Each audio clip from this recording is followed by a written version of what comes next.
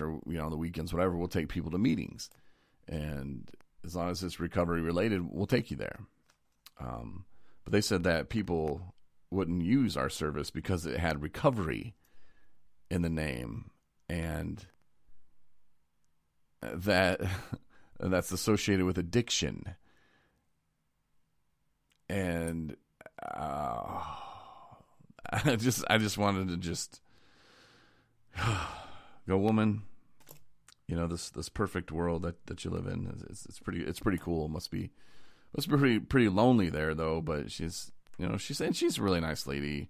I'm not ragging on her, but she said that nobody on our board or whatever is in recovery. We don't really understand, and so I know clearly, and we're doing great things in life, and we're being productive in the community, and we're helping other people, and thanks for your time. But it made me mad, but then it made me realize too, this is part of the mission. If boom, everybody woke up tomorrow and they understood, well, I'd be pretty bored, wouldn't I? I'd be really bored, because I'm like, wait, that's what I was going to do. I was going to go out and try to change the way people think of people in recovery. I want to go out there with a smile on my face, and I want to shake people's hands. I want to walk in parades. I want people to see us that we're in recovery. I don't want to hide anymore. I don't want to feel ashamed of something that I'm beating right now.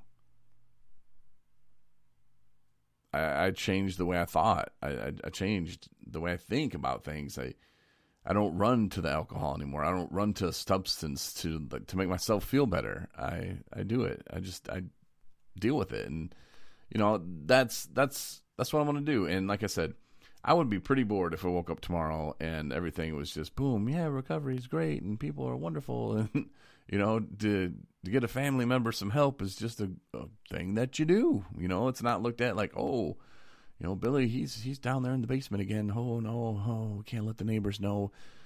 No, it's gonna be, hey, Billy's down in the basement again. Let's go get him, and we gotta talk to him, and we gotta take him and get him some help. And just like you would go take someone to the store. Well, let's take him to get some help. Instead of just hide it down there, and I don't know what to do. And a lot of people, a lot of parents, a lot of families don't know what to do. A lot of friends don't know what to do. A lot of, wives, husbands, they don't know what to do. And, they go online, and I don't know, because I've never looked online at how to help someone. But I'm sure if it's anything like not Dr. MD, but WebMD, I'm sure it's pretty confusing.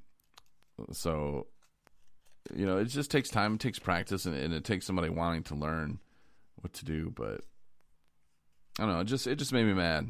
I guess I need to turn it's not really anger, or maybe it is anger, but it's really like frustration, maybe.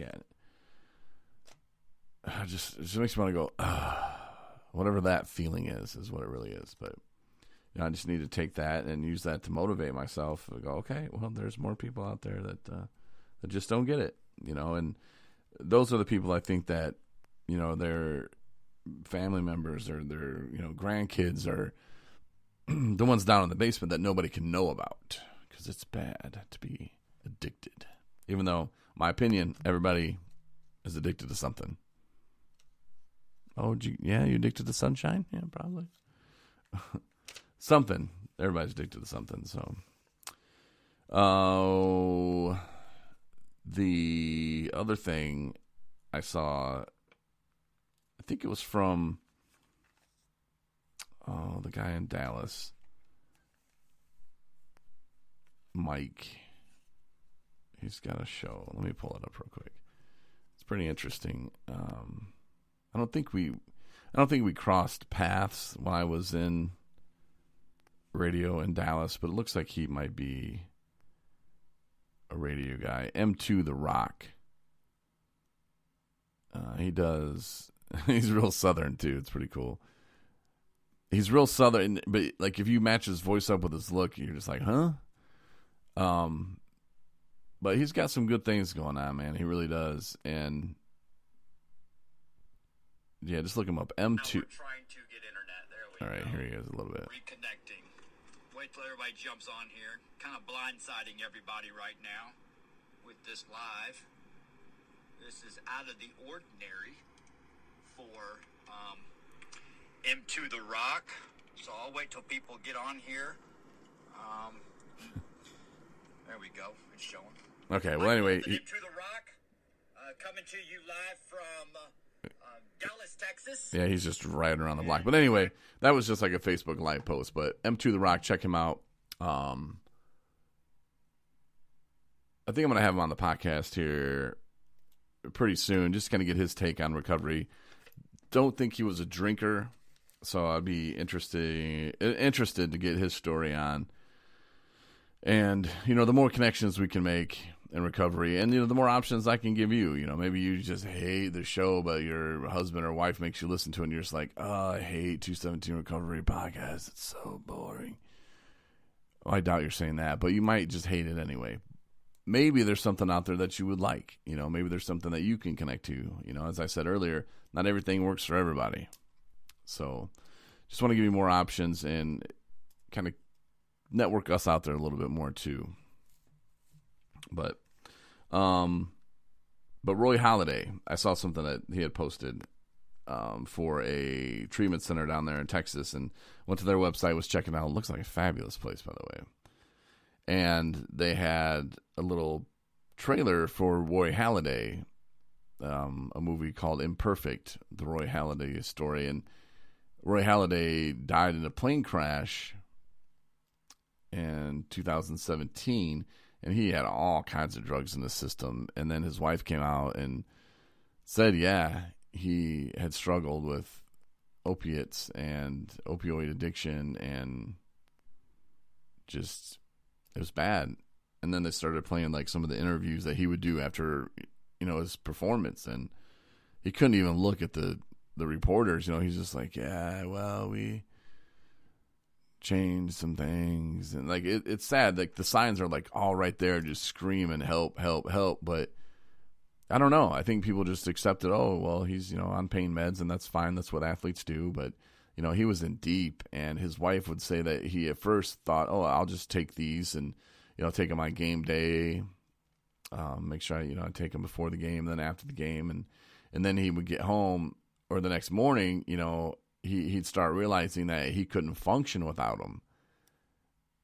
And that's when he got scared. He didn't know what to do.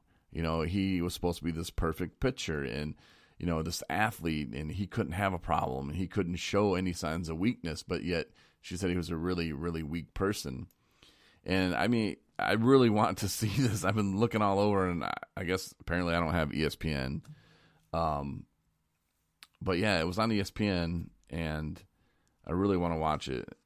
Imperfect, the Roy Halladay story, and just to see, another side of somebody else. And, I think that story might help a lot of young athletes, and keep that in mind too if your kids are in school or in, college, or if they're doing sports at all, or if they're hunting, whatever. if they're using stuff, to mask the pain, be very, very careful with that.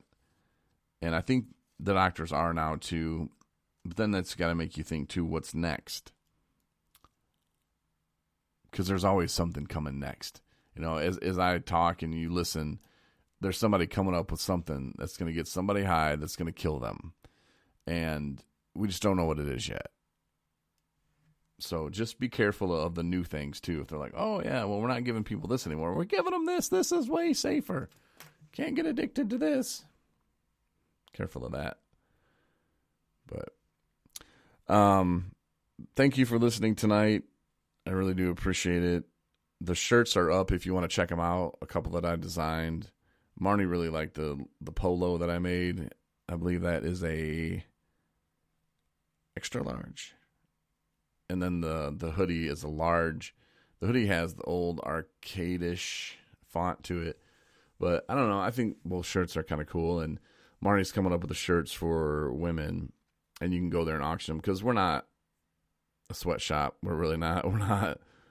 We're not like into like making hundreds of shirts and selling them around the world. But we figured, we can make one or two a week, throw them up on the website, And if you want to bid on them, it's very simple. You just click on the little bid button underneath them and underneath the pictures, and then that'll just have you send an email to me, and you just say, hey, the bid's $22 on one and $28 on the other. Say, hey, man, I want to bid $22.50. And, I'll look at those, and at the end of the week, it's like, okay, well, who gets it? Or I'll just leave them up there forever, until it hits a number that I think is worthy of it. I don't know, man. However you want to work it, but we'll just keep putting new merchandise up there, and until it's gone, we'll just leave it there. So check it out, and if it's something that you like, or if you're thinking, hey, Corey, I would love a white hoodie, shoot me an email. Say, hey, man, throw a white hoodie up there. I'll gladly pay you $30-$40 for it. It's donation. You can write it off, too. So think about it like that, and think about what you want. Panties, yeah, I'll do those.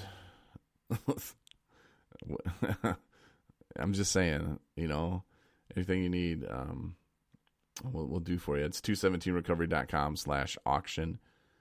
And it's right up at the top of the page. If you go to the website from a computer, you'll see it up at the top. And then if you go on the phone, just click the little, I think, 4 bars on the right-hand corner. It'll bring the drop-down menu, and, just go to auction. And if you want to check out the shirts, just click on them. It'll bring the picture up a little bit bigger. So check it out. Listen to us on multi-platforms. We're pretty much on all of them. iHeart Radio is one of them that we're on. Castbox, Spotify, Deezer, Podcast Addict, Apple Podcast, Google Podcast. Oh, and there's about 6 or 17 more. So I don't know. But yeah, appreciate your support. Really do love that. And I'll talk to you again on Saturday.